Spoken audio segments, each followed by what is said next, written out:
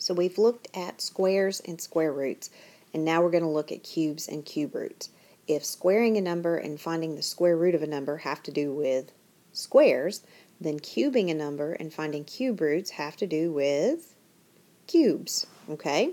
So, but instead of area, it has to do with volume. Squaring and square root have to do with area of square, and finding the cubes and cube roots have to do with the volume of a cube. So 4 to the third power, we read that 4 cubed because it is the volume of a cube with side 4. So this would be 4, this would be 4, this would be 4. We know that's 4 times 4 times 4, and that is 64. That would be the volume of a cube with side 4. 11 cubed, or 11 to the third power, is 11 times 11 times 11, which, if you do that on your calculator, is 1,331. Now, when we find the cube root, it looks a little bit like the square root. Notice you have a radical right here, but notice you have this little 3 right there. That 3, that is called the index of the radical, and that tells you which root you are finding. When you find a square root, we write the square root like that. There's a little invisible 2 there that we don't write, and that's just standard for a square root. But with a cube root, we have to put the 3 there to show that we're finding the cube root. And we're asking what times itself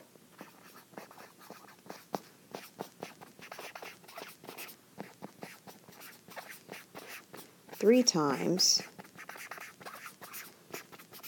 is 8. Well, that's pretty easy to figure out. The cube root of 8 is 2, because 2 times 2 times 2 is 8. Now, you're not going to be asked for very large cube roots, because they get, when you cube a number, they get large very quickly. You see right here, 11 squared is 121. Well, 11 cubed is 1,300. So they're growing exponentially, as we would expect. So you don't have to memorize them. Not all calculators can find cube roots for you. Your scientific calculators can, but your little blue ones, your 4-function calculators can't. So you have a table here, okay?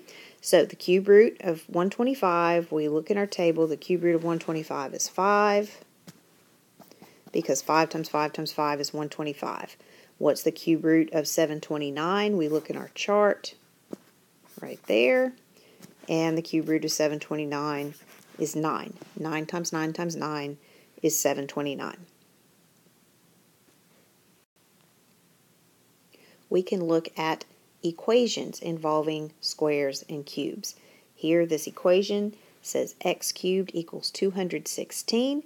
We want to know what times itself 3 times is 216. When you look at your chart, the cube root of 216 is 6, so x is 6. Now, if you remember when we talked about squaring, that every positive number has 2 square roots, a positive square root and a negative square root. That is not the case with finding the cube root, because if you cube a negative, you get a negative number. So if you're finding the cube root of a positive number, all you have is a positive root. Okay, x cubed equals 1,000. What times itself 3 times is 1,000? X has to be 10. These last two are very easy. We're talking about cubes, we're talking about side lengths, we're talking about volume. It says a cube has a side length of 20. We could sketch a cube, the side length of 20, since it's a cube. All the sides are 20, and it says to find the volume. Well, the volume of a cube is length times width times height. They're all the same. We could say side times side times side, so the volume is side cubed. So we're going to plug in 20, and 20 cubed is 8,000. So this is 8,000, and volume is in cubic units, so this would be inches cubed. That's how many little cubes we can fit inside that box. That's why it is called cubic units. Last one. A cube has a volume of 125 inches cubed. Find the side length. So use your formula, not squared, cubed. They gave us the volume, And if the side cubed is 125, what is the side? The side has to be 5.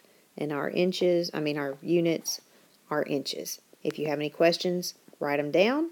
We'll look at this in class.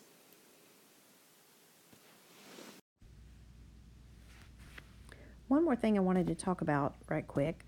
What if we needed to take the cube root of -8? Can we take the cube root of a negative? Is there something that multiplied by itself 3 times is -8? What is it? -2 times itself 3 times is -8, right? Because these two negatives would make a positive, and then the positive times a negative would make a negative. So you can take the cube root of a negative number, and the cube root of a negative number is a negative because a negative times itself 3 times is negative.